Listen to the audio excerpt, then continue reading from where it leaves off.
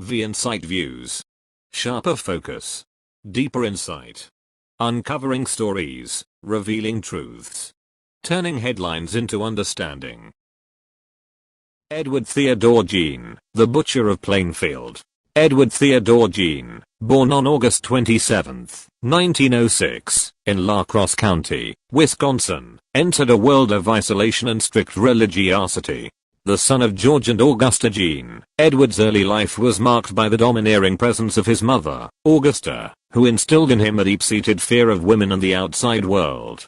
George, his father, was a heavy drinker who spent much of his time away from home, leaving Augusta to enforce her rigid moral code. This environment of fear, control, and emotional deprivation would shape Edward in ways that became tragically apparent decades later. Augusta's worldview was uncompromising and extreme.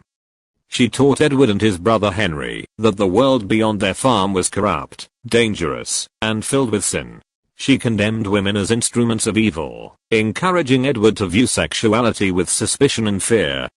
Augusta's messages were consistent, repetitive, and severe, leaving young Edward isolated from his peers in society.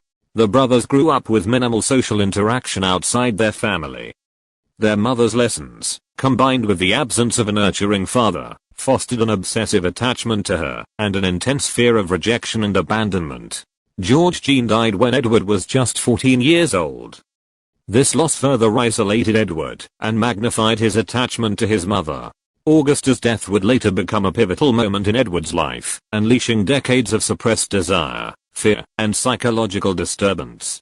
Her passing removed the singular figure who had dominated his life, and imposed the rigid moral structure he had known, leaving Edward with little guidance, few social connections, and an increasing preoccupation with death and the female form. In the years following his mother's death, Edward Gein's behavior became increasingly erratic. Neighbors began to notice strange activities around the Gein farm, including fires in the backyard, the disappearance of local women, and an overwhelming odor emanating from the property. However, the full extent of his crimes remained hidden, shrouded by his outwardly solitary lifestyle and the community's perception of him as a harmless, if eccentric, recluse.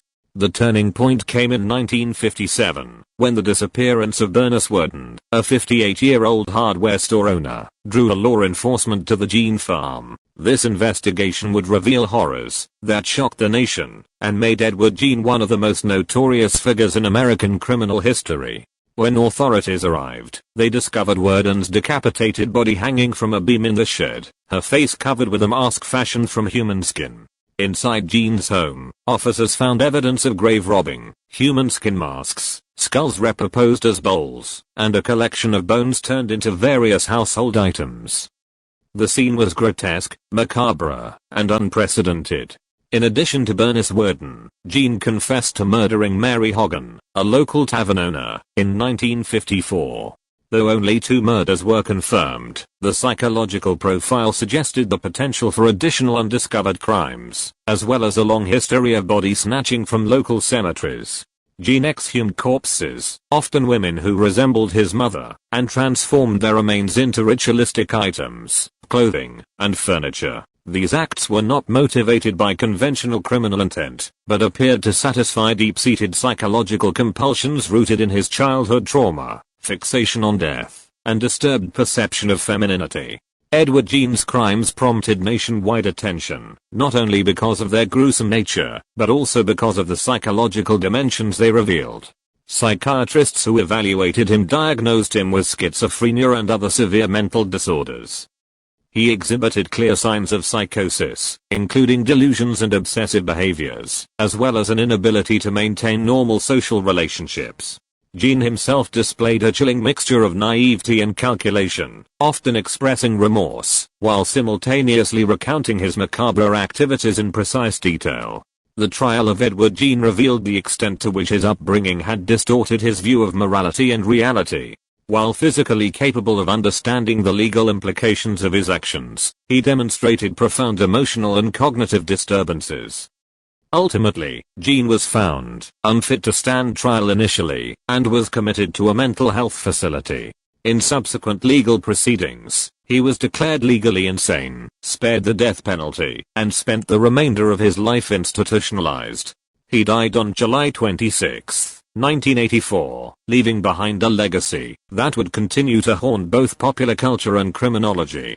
Edward Gein's influence extended far beyond the small town of Plainfield.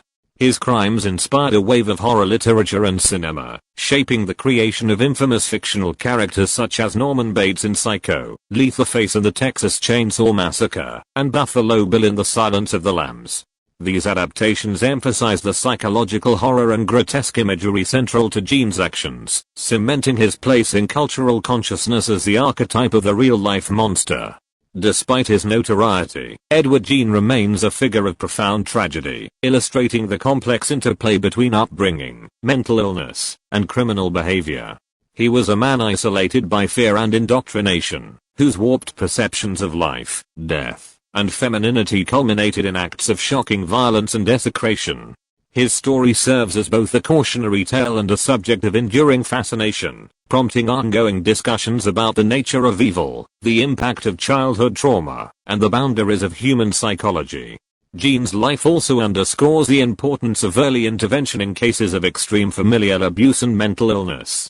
His transformation from a socially isolated child to a figure synonymous with horror reflects a combination of innate psychological vulnerability, environmental stressors, and unchecked deviant impulses. Scholars, criminologists, and psychologists continue to study his case to understand the mechanisms by which early trauma and social isolation can lead to catastrophic outcomes. The legacy of Edward Gein is multifaceted. On one hand, he is remembered as the Butcher of Plainfield, a man whose crimes shocked and repelled society.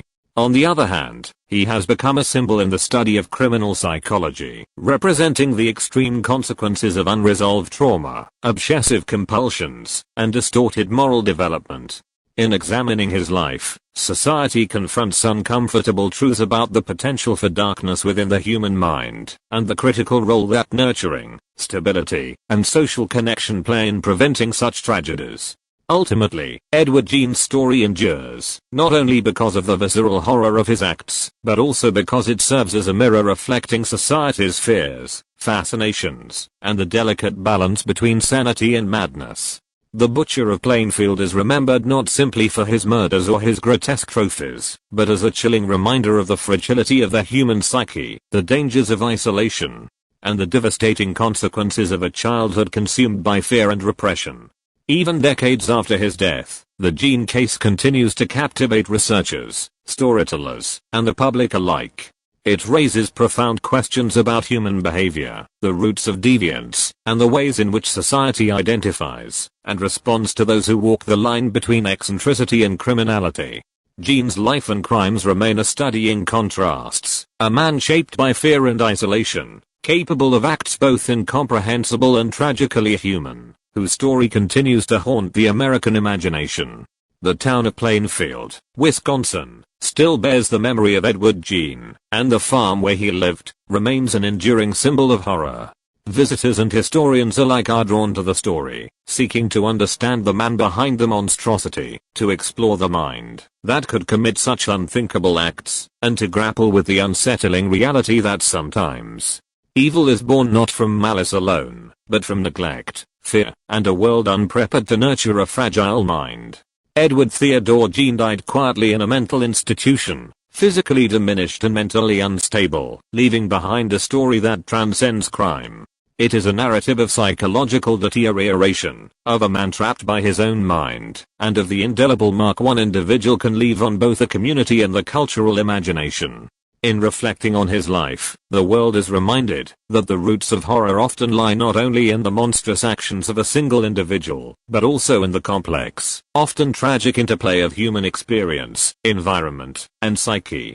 Edward Gein's name has become synonymous with horror, not merely because of the bodies he exhumed, or the lives he ended, but because his life embodies the intersection of human frailty and moral collapse.